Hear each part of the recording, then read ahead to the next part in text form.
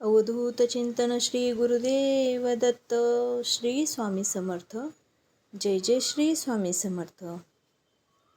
नमस्कार मंडळी, स्वागत आहे तुमचे माझ्या यूट्यूब चॅनलवर.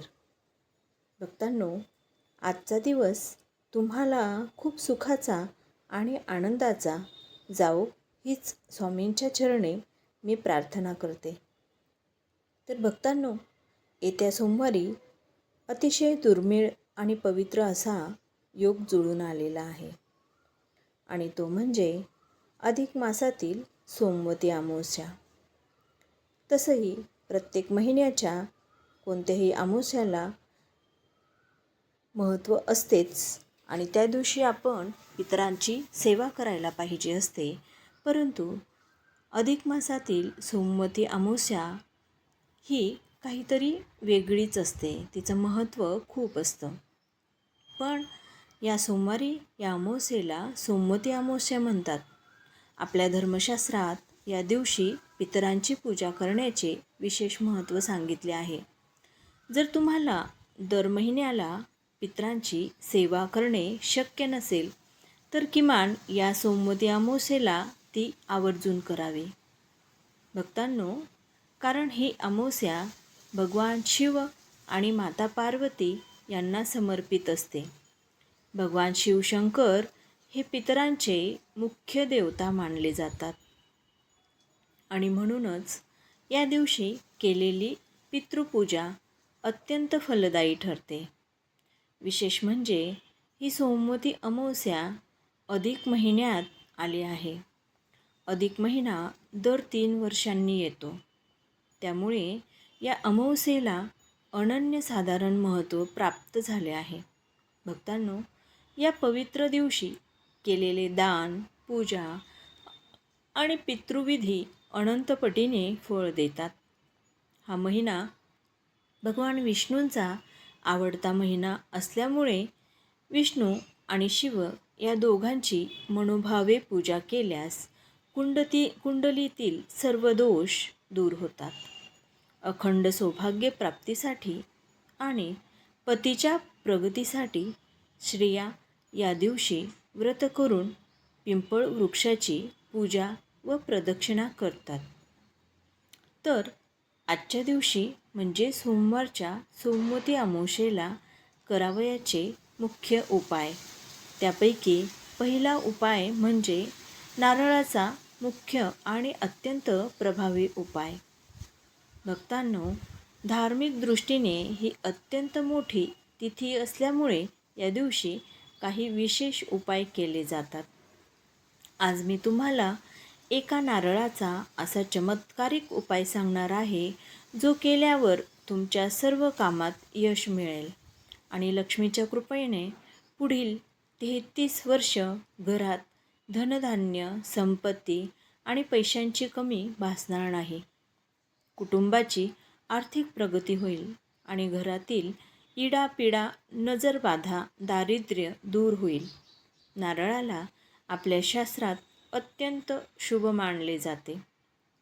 आपण नारळाला श्रीफळ असेही म्हणतो, कारण नारळावर असणारे 3 डोळे म्हणजे साक्षात शंभू शंकराचे त्रिनेत्र आहेत.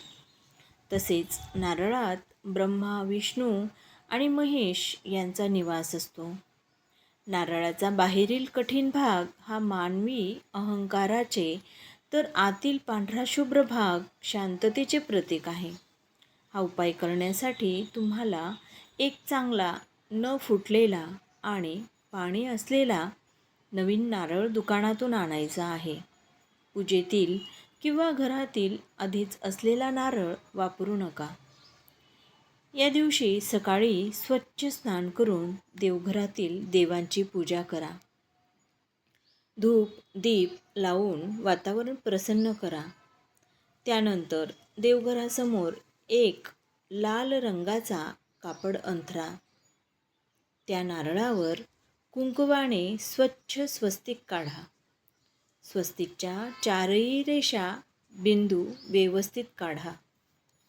तो नारळ लाल कपड्यावर बांधून ठेवा. हळद, कुंकू अक्षदा आणि धूपदीप ओवाळा. यानंतर तुमचा उजवा हात या नारळावर ठेवून 108 वेळा गायत्री मंत्राचा जप करा. यामुळे तो नारळ अभिमंत्रित होईल. शेवटी तो नारळ त्या लाल कपड्यात बांधून पोटली तयार करा आणि ती तुमच्या मुख्य प्रवेशद्वारावर आतल्या किंवा बाहेरच्या बाजूने बांधून ठेवा. या उपायामुळे संपूर्ण कुटुंबाचे वाईट शक्तींपासून रक्षण होते. घरात दारिद्र्य येत नाही आणि अखंड लक्ष्मीचा वास राहतो. भक्तांनो, हा उपाय तुम्ही सकाळपासून संध्याकाळपर्यंत कधीही करू शकतात. जर तुमचे दुकान किंवा व्यवसाय असेल तर तिथेही असा नारळ अभिमंत्रित करून बांधल्यास व्यवसायात भरभराट होते. जर घरात पैसा टिकत नसेल तर अशीच पूजा करून तो नारळ तुमच्या तिजोरीमध्ये ठेवा. यामध्ये किंवा अशा प्रकारचा उपाय केल्याने तुमच्या घरातील धनहानी थांबेल. पितृदोष निवारण आणि अडकलेल्या पैसे मिळवण्याचा उपाय. पुढील उपाय पाहूयात आपले अडकलेले पैसे मिळवण्यासाठी. भक्तांनो, जर तुमच्या कुंडलीत पितृदोष असेल तर आयुष्यात अनेक संकटे येतात. घरात सुख शांती लाभत नाही आणि देवाची कितीही सेवा केली तरी त्याचे फळ मिळत नाही. आपल्या स्वामी समर्थांच्या केंद्रातही सांगितले जाते की पूर्वज नाराज असतील तर देवतांची सेवा फळत नाही. पितृदोष दूर करण्यासाठी आणि कोणाकडे अडकलेले उसने पैसे परत मिळवण्यासाठी सोमवती अमावस्येच्या दिवशी एक नारळ घ्या आणि तो नारळ स्वतःच्या डोक्यावरून घड्याळाच्या काट्याच्या दिशेने 7 वेळा उतरवून किंवा ओवाळून घ्या आणि त्यानंतर हा नारळ एखाद्या हनुमान मंदिरात नेऊन ठेवा किंवा वाहत्या पाण्यामध्ये शांतपणे प्रवाहित करा. या उपायाने पितरांचा आशीर्वाद मिळून अडकलेले पैसे लवकर परत मिळतात. भक्तांनो, इच्छापूर्ती आणि घरातील नकारात्मकता दूर करण्यासाठी उपाय आपण पुढील प्रमाणे पाहूयात.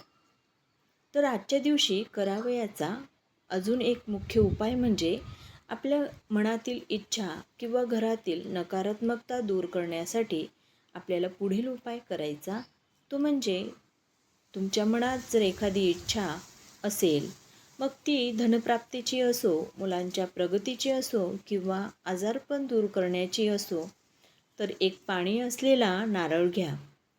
त्यावर शेंदुराने किंवा कुंकुवाने त्रिशूळ काढा. नंतर हा नारळ स्वतःवरून 7 वेळा ओवाळून महादेवाच्या मंदिरात जाऊन शिवलिंगाजवळ अर्पण करा. नारळ फोडू नका. महादेवांना आपली इच्छा पूर्ण करण्यासाठी मनोभावे प्रार्थना करा. याशिवाय घरातील नकारात्मक आणि नजर दोष दूर करण्यासाठी एक नारळ घेऊन त्यावर शेंदूर त्रिशूळ काढा. तो नारळ घरातील प्रत्येक सदस्यावरून किंवा सदस्याच्या डोक्यापासून पायापर्यंत 7 वेळा उतरवा.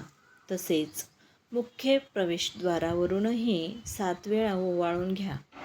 त्यानंतर हा नारळ घराबाहेर एखाद्या निर्जन ठिकाणी किंवा खड्ड्यात पुरून टाका, जिथे कोणाचा पाय पडणार नाही किंवा तो कोणी खाणार नाही.